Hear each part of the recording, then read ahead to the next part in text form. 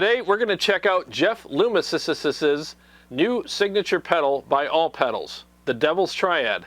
Let's get started. All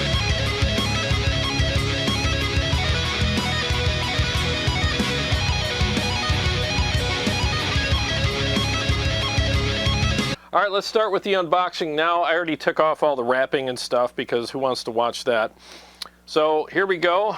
Open up the top and then you probably get like a manual and all that good stuff in here with a picture of course, Jeff Loomis on there.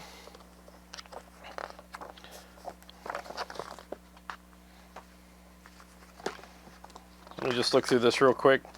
Yeah, so it's got different settings and trying to get the glare off of it there. And different ways you can hook it up probably, and some other instructions, which is cool. I love it when they give you handy instruction sheets that are simplified and there's not a billion pages. It just shows you how to hook it up and gives you a couple of options and how to set it up and everything.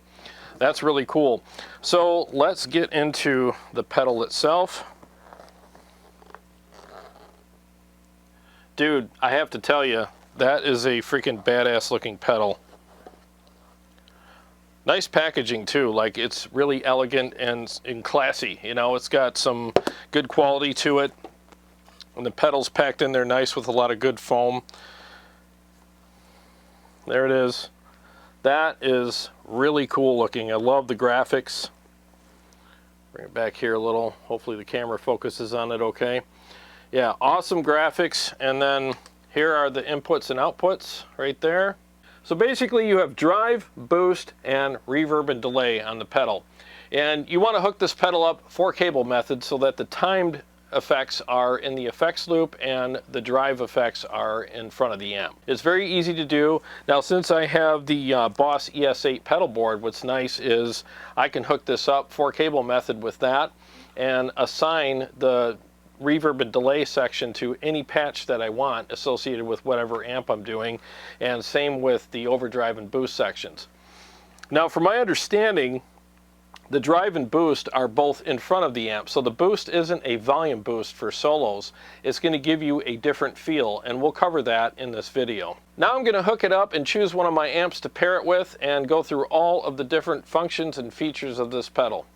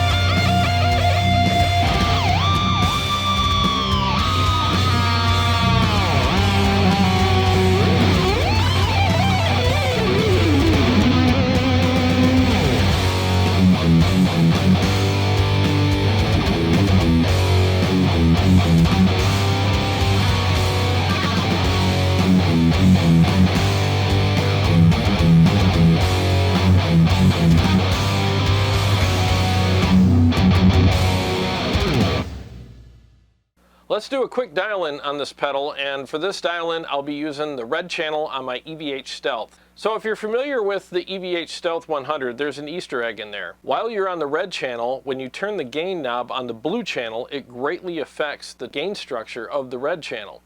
So once again, I'm on the red channel and I have the gain on the blue channel set at 10 o'clock and the gain on the red channel is set at top dead center. So we're going to start off in the drive mode on this pedal, and I'll turn all the knobs all the way down, and we're going to go ahead and dial in some really good settings on the pedal right now for this amplifier.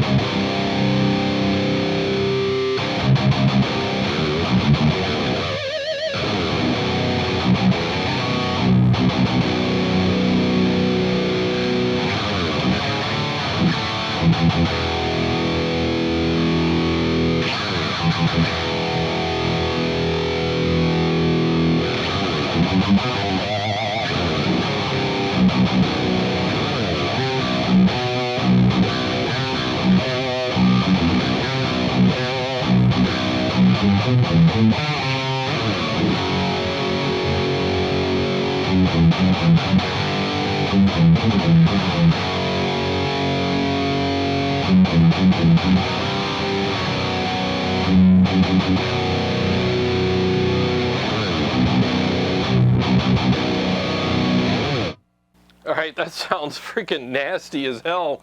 So obviously all the way up on the level knob is the way you want to go. I mean, that's typically what we do with overdrives anyways. And the feel and sound is really good on this amp with this pedal at these settings. So as you saw, when I turned the tone knob up past noon, it started getting really raspy. Now, depending on the amplifier and how it's voiced, that could be a good setting for you. But on this channel, because it's so freaking nasty, I mean, this is the angriest channel I've ever played on an amplifier. You don't really need to turn the tone knob up that far. So you can have it at 9 o'clock and it's fine. It's balanced. It's not too raspy and aggressive. Maybe on the blue channel I could get away with that, but not on the red one, Now, obviously, I don't need any more gain on this channel, but I'll go ahead and mess with the gain knob anyways, just to show you what it does.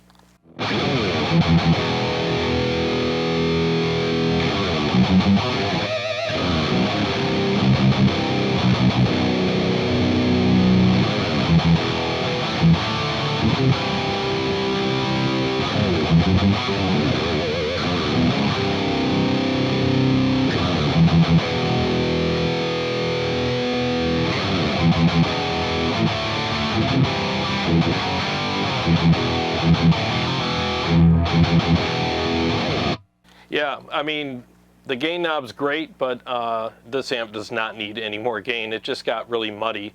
But it's not the pedal's fault. That's just the way it goes when you have a really high gain, angry freaking amplifier. You don't need to add any extra gain. But it's nice that they put that there, so if you do play an amp that could use a little extra gain or texture, that knob's there for you to do that. So that's kind of nice. Now, while I was recording the song for this demo, I used the boost for the solo, and I was like, man, I don't know if I'm really going to need that, but man, it really does kind of fill it in a little bit. It just gives you, like, I don't know, it's like a little bit of a interlacing of your notes, if that makes sense. I mean, you're going from, if we were handwriting, we would go to cursive at this point, I guess, if I could put it that way. All of a sudden, instead of just writing standard, you're going into cursive mode. Now your notes kind of blend together really nice, but there's still enough separation between them where it's not muddy, but I have a hard time explaining it. There's a really good feel there, and it's just fuller, and like I said, there's this really nice kind of continuance with your notes. They flow into each other really nice, and I could definitely see why Jeff wanted this feature. It's awesome. So if you're going to play leads, I think you're going to get addicted to the boost button. I mean, it really does help a lot with the way the amp feels and the way your notes kind of all tie together. It's not muddy.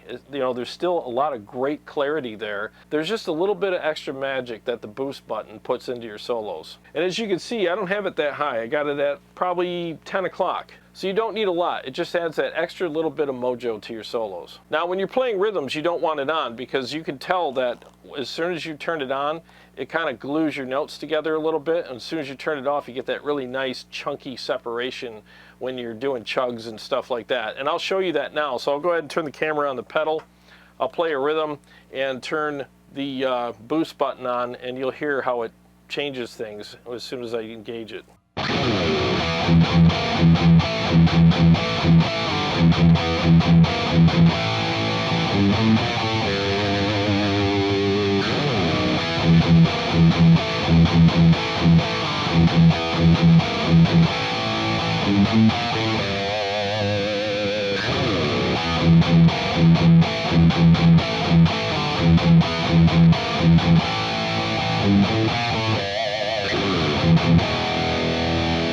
So as you heard, when I had the boost feature off, you could hear more separation in between the notes, the chugs, and the chords and stuff like that. But as soon as I turned it on, there was a little bit more continuity between all the notes. They were more kind of running into each other a little bit. In other words, like I said earlier, like that little bit of a cursive thing going on. And for leads, I can see how that would be an awesome feature. But for rhythms, I prefer it with it off because, again, you get that nice clarity and separation between your chords, your chugs, and your riffs. But I have to admit, I'm getting really addicted to the boost feature for my leads because the feel is amazing. And I know that that sustain will be there for me when I need it. All right, so now let's mess around with the delay and reverb settings, starting with the delay.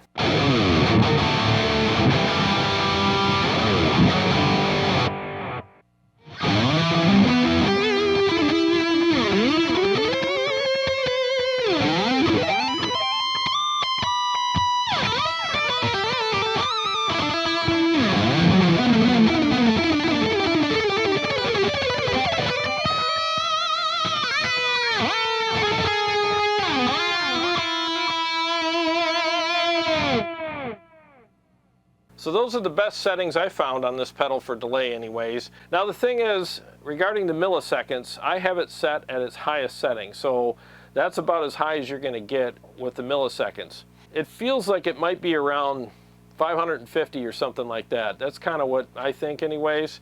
I haven't read the manual yet, so don't take my word on it, but that's kind of what I'm thinking. I'm usually an 850 milliseconds guy when it comes to leads. So it's a little shorter than what I like, but it works, you know, it's fine. Now regarding the sound of the delay, it's analog. The repeats are digital, but it is an analog delay. And you can tell because it's got a little bit of that, well, analog sound to it. Now I prefer a digital sounding delay. In other words, I like my repeats to be as pure as the original note was.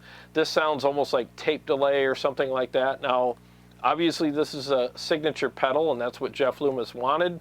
If it was my signature pedal, I would put like a more pure sounding, you know, delay in there, but I mean, to each their own. And it's not a good or a bad thing, it's just a matter of taste. If that works for you, then it's going to be perfect for you. I prefer something, like I said, that's a little more pure, but I can still deal with it. You know, it's not a bad thing, it's just not something I prefer. I could turn the knobs on the delay settings for you, but basically what you have is level, which gives you the amount of delay volume that you'll get, and then feed, which is basically how many repeats you get, and then you also have the milliseconds. And it's pretty standard, you know, so I mean, I'll just make it louder or longer or shorter or whatever, so you get it. I don't need to go through all that for you. So let's move on to the reverb section now.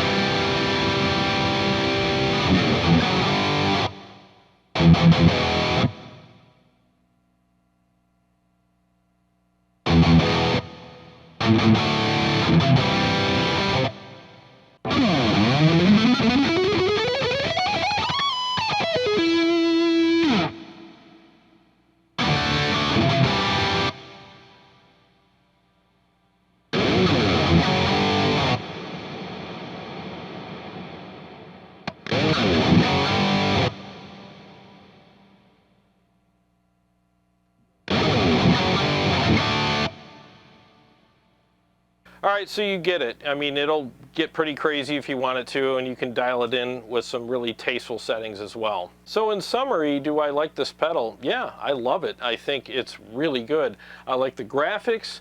I like the fact that you have all these really handy, useful features on it. The overdrive section is freaking amazing. Like, it's really good. I wouldn't change anything about the overdrive section at all. It's killer. The feel is great. There's plenty of headroom in the knobs, and I mean, you can get pretty crazy with the settings. And I like that because some amps are pretty dark and they could use a little more bite. And because there's so much headroom in the tone knob, you can really wake up some darker amps with it. Let me switch back to the pedal now. I really like the fact that there's a ton of headroom on the boost as well. I mean, again, I only have it at like 10 o'clock. So there's a ton of headroom there for your solo. So depending on your pickups and your taste and all that kind of stuff and how much gain your amp has, I mean, that knob can really help you out with your solos. I'm serious. It almost feels like you have superpowers when you use it. And here are the settings that I used for my rhythms and my leads. Actually, you know, these are the settings right here, and I think they're perfect for the EVH Stealth red channel anyways. And yeah, it really does have a lot of really good features in it, and I'm glad that somebody finally came up with a pedal that can take care of your, you know, your front of your amp and some cool effects on, you know, the effects loop of your amp as well, all in one pedal. Again, you have to hook it up in 4-cable method, but it was very easy. I mean, everything's labeled properly and laid out nice. It's all laid out right here. It's just very simple to use. And it makes sense how to hook it up. Seriously, it's freaking easy as hell. So these pedals are selling for around 325 bucks, and honestly, I think they're worth every penny. I really do. I mean, there are overdrive pedals out there that cost anywhere between $250 and $300, and they don't even have delay or reverb on them. So when you consider that, I think this pedal really offers a lot of value for the price. And on top of all that, it's a really kick-ass looking pedal. Well, thanks for watching the video. I hope you enjoyed it, and if you did, please give it a like and share it in all the Facebook groups out there, and I'd really appreciate the help. It really does help the algorithm when you share my videos and you like them. And to all my Patreon supporters and subscribers, thank you so much. I really appreciate you guys. And if you haven't subscribed, please do, and click the bell so that you can be notified every time I either go live or come out with a new video. Well, I got a lot of great stuff coming up for you guys. I'll see you on the next one.